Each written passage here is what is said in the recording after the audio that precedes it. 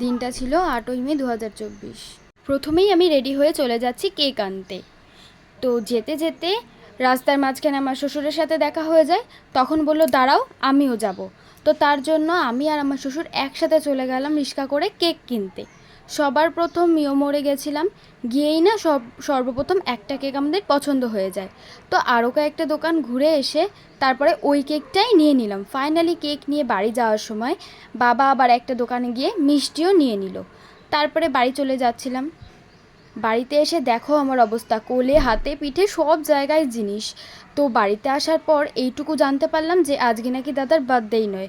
তো তার জন্য কেক ঠেক সব ফ্রিজে রেখে দিলাম। তো তারপরের দিন কি হলো দেখো। দ্বিতীয় দিন আমি তেমন কিছু করিনি, মানে আমরা কেক ঠেক সবই তো আনাই ছিল প্রথম দিন। খাটে শুধু দুটো বেলুন গুছিয়েছিলাম। তারপরে গেছিলাম দাদার জন্য চকলেট আনতে। দাদার ফেভারিট চকলেট হচ্ছে কিটক্যাট। এবারে বাড়িতে সবাই লোকজনও চলে এসছে, মানে পাশের বাড়ির আঙ্কেল আন্টিরা সবাই। তারপরে এবার দাদা কেক কাটবে, তার জন্য সব রেডি টেডি করে আমার বর ক্যান্ডেলটা জ্বালাচ্ছিল। Happy birthday to happy birthday সবাইকে very very thanks. Happy birthday to you দাদা। ওয়েলকাম। এই আমি আসছি না আমরা হ্যাঁ বাবা, বাবন তো একদম বরফের দেশে। এবার বাবাকে খাও। আর মা আছে দাও না। Happy birthday. এনে পিতা এটা কেটে দে। দিবে দুই কাট শুনই তো। ওটা পুরো চকলেট।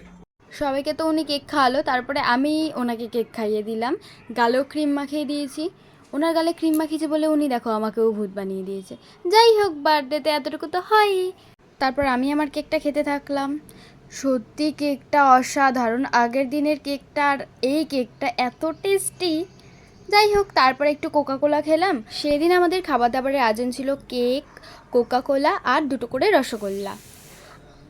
জানো তো গাইস, বিয়ের পর আমার এতটাই সাহস যে আমি আমার শ্বশুর শাশুড়ির অ্যানিভার্সারি থেকে শুরু করে সবার বার্থডে পর্যন্ত সেলিব্রেট করেছিলাম আগের বছর, যার জন্য এই বছর সবাই করেছে।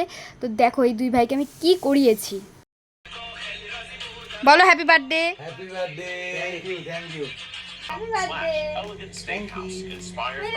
তৃতীয় দিন সকাল থেকে উঠে আমরা জানতামই না যে আজকে আমাদের বাড়িতে এত বড় একটা অনুষ্ঠান হবে, খাওয়া দাওয়ার অনুষ্ঠান। দাদার বার্থডে তো খাওয়া দাওয়ার অনুষ্ঠানটা এখনও পর্যন্ত সারা হয়নি। তো আমরা জানার আগে সবাইকে নিমন্ত্রণ পর্যন্ত হয়ে গেছিলো, মানে আমার বাড়ির লোক আর পাশের বাড়ির আঙ্কেল আন্টি। তো যাই হোক, তোমরা দেখতে থাকো কি খাওয়া দাওয়া করলাম, কি মজা করলাম কি না। দেখো আমার ভাই বোনরা কিন্তু চলে এসেছে সবাই, আর আমরা কিন্তু অনেক নাচানাচি করেছিলাম। এই যে আমাদের ওই ঘরে রান্না বান্না হচ্ছে সবার। তো যাই হোক, আমি এবার রেডি হয়ে গেছি। রেডি হওয়ার আগে কিন্তু খুব নেচে নিয়েছি আমরা ভাই বোনরা মিলে। তারপরে আমরা একটু সন্ধেবেলা স্ন্যাক্স খেয়ে নিচ্ছিলাম। অনেকগুলো ফ্রাই এনেছিল। জানি না কেন সবসময় আমার সাথেই এমন হয়, পাখার হাতে চুল টুল পুরো মুখের মধ্যে ঢুকে গেছিলো, খেতেই পাচ্ছিলাম না। দেখেছো কীরকম অস্বস্তি হয় না এগুলোতে। তো তারপরে আমরা খেয়ে নিয়েছিলাম চুরমুর। তারপরে এটা ছিল এমনি চুরমুরের পাপড়ি। সবসময় তো চুরমুর খাই না, তবে মাঝে মাঝে খেলে কিন্তু খারাপ লাগে না। এবার দেখো আমাদের সাথে কীরকম প্র্যাঙ্ক করবে। জোলো চিপসটা ছিল একটু, সেটাই আমাদেরকে খাওয়ানোর রিয়াকশন। আরে আমসি রে, খা চিবা চিবা আমসি। আমাকে একটু দে, আমাকে একটু দে। কুলের উপরে দিয়েছিল কুলো কুলো। এক সাইড চলে গেছে। হ্যাঁ জোরতে এতটাই ঝাল যে চোখ দিয়ে জল বেরিয়ে গেছিল আমাদের। আমার দাঁতে আটকে গেছে জোলো চিপস। চিল্লাস না, জোর দে।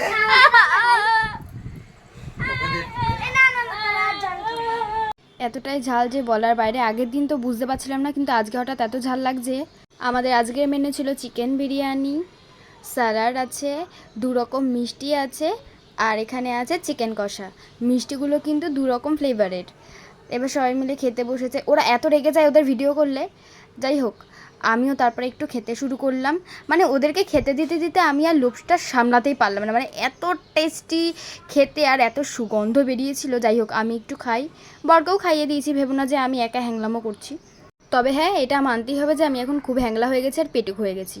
তাই দেখো চিকেনের পিসটা কতটা নরম, কতটা জুসি, মানে এতটা জুসি ছিল, খুবই টেস্টি হয়েছিল। যে আমাদের বাড়িতে এসে রান্না করেছিল ওই কাকুটা, ভিডিওটা দেখলে অবশ্যই কাকুটাকে থ্যাংক ইউ, যে অনেক সুন্দর হয়েছিল বিরিয়ানিটা।